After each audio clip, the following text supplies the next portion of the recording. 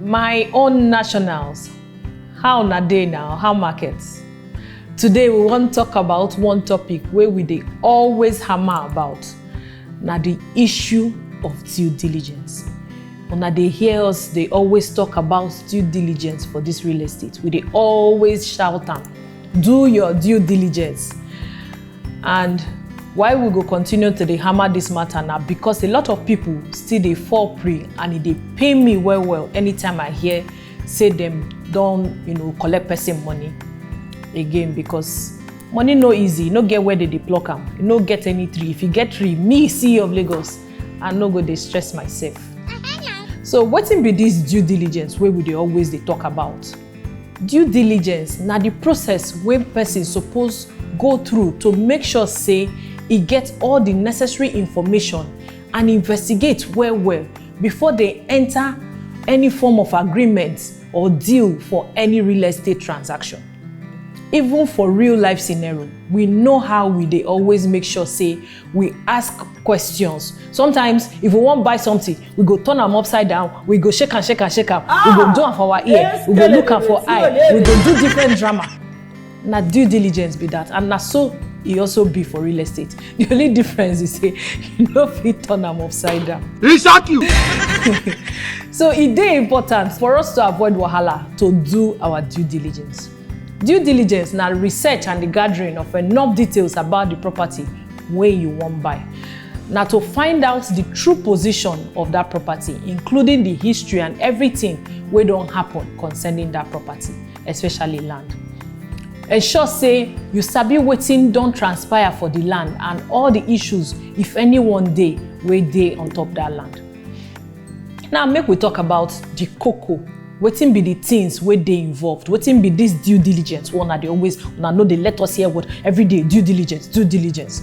So the number one thing when you wan investigate property, na to go the land registry for Ministry of Lands. And for my Lagos people, that's na for Alausa, for Ikeja. For mainland, you go collect form. When you reach the office, they go give you one form. You go put the title number of the property. Then go down give you from where you wan buy the land or property. So when you then give you that title document, you go fill am for the form. Then go come put am inside their system. Every land transaction, every land deal wey don happen for this Lagos dey inside that their system, except na wayo one wey no dey exist. Dem go provide the document so you go fit see am with your korokoro eyes. Say that land dey and say nothing dey on top the land. If any mortgage dey registered on am, you go see am by yourself. If it dey registered or if it dey under contention, you go see am with your eye. If it means say you need to dey careful, check yourself, make you carry your slippers for your hand begin run, you go see am by yourself. Nobody need to tell you story. The second thing when you need to do, na wetin we dey call charting. And this one they do am for Surveyor General Office for the same Alausa to find out if the property dey free from acquisition. This one will help you know if government don't claim the land or if you get any wahala wey affect that property at all. And then also to dey sure say the exact location when e dey for the survey document wey they give you, na the same location e dey for lands and survey. E get wetin they call flying survey. If you no do the necessary search for surveyor's office, you go just find out say them don switch the coordinates for that property, put another one. Because the coordinates wey probably dey there before, they no suppose sell that land. If it be road, so you need to dey very meticulous with all this search.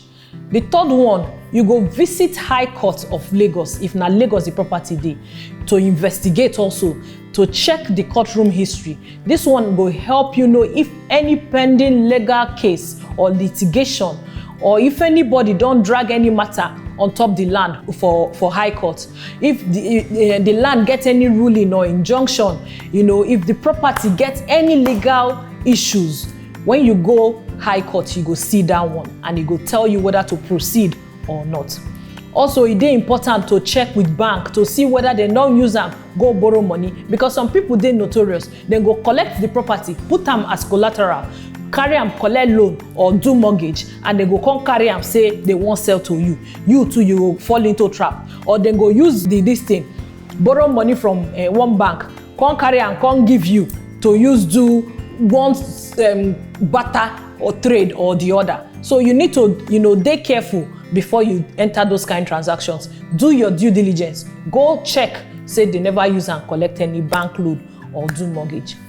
Finally, you need to go do wetin they call physical investigation by yourself, especially when e be land. Visit the land, enter there, see am by yourself, because it go save you a lot of money, it go save you a lot of headache, it go save you a lot of time.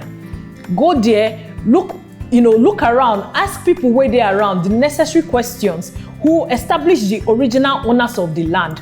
Ask them questions. If na family land, find out the history of the family and their transfer. Find out, ask them for the relevant documents, CFO and all of them, all the legal documents concerning that property. Even the people where just there around the neighborhood, ask questions. Then say person where they ask questions, e need a miss road. And I no wan make you miss road, so you need to dey ask questions.